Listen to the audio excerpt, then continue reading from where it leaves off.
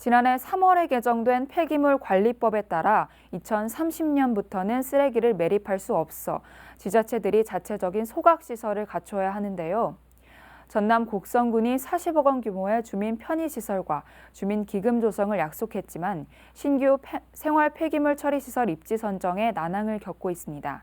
박규태 기자의 보도입니다. 전남 곡성군에 위치한 위생 매립장입니다. 현재 곡성 위생 매립장의 포화율은 98%로 더 이상 생활 폐기물 매립이 힘든 상황입니다. 곡성군과 광주시가 생활 쓰레기 처리를 위해 지난 2011년 광역 위생 매립장 사용 협약을 체결했지만 이마저도 내년 9월이면 종료됩니다. 광주시와 맺은 협약이 만료됨에 따라 곡성군은 지역 내 생활 폐기물 처리 시설의 건립을 추진 중입니다. 지난 3월 개정된 폐기물 관리법에 따르면 2030년부터 생활 폐기물을 매립할 수 없어 자체적인 소각시설을 갖춰야 하는 상황입니다.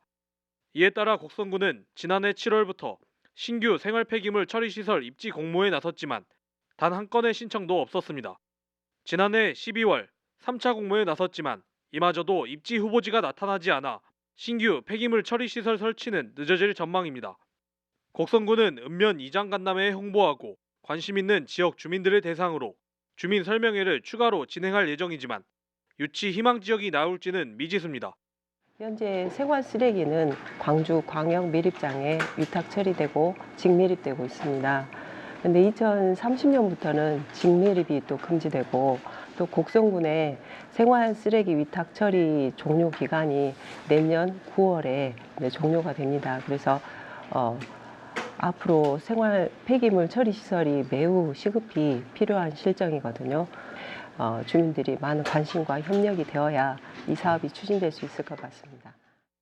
신규 생활 폐기물 처리 시설의 후보지가 나타나지 않자 군은 용역을 실시해 직접 후보지를 선정할 계획입니다. 용역 업체를 통해 입지 선정에 물꼬가 트이더라도 혐오 시설이라는 이유로 주민 반대에 부딪힐 가능성도 배제할 수 없습니다. 곡성군은 사업 계획 수립 당시에 2024년 준공을 목표로 사업을 추진했습니다. 하지만 환경영향평가와 실시 설계, 실제 공사 기간을 고려하면 2024년에 신규 폐기물 처리 시설 준공은 어려울 것으로 전망됩니다. 한편 곡성군은 신규 생활 폐기물 처리 시설로 소각장과 자원 회수센터 등을 갖출 계획입니다. 군은 폐기물 처리 시설이 들어서는 주변 마을에 약 40억 원 규모의 주민 편의 시설을 제공하겠다고 밝혔습니다.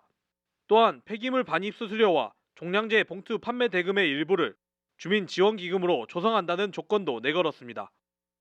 곡성군이 주민들에게 다양한 혜택을 제공하겠다고 밝혔음에도 불구하고 입지 선정에 난항을 겪으면서 군은 용역을 통해 직접 폐기물 처리 시설 후보지를 선정할 계획입니다. CNB 뉴스 박효태입니다.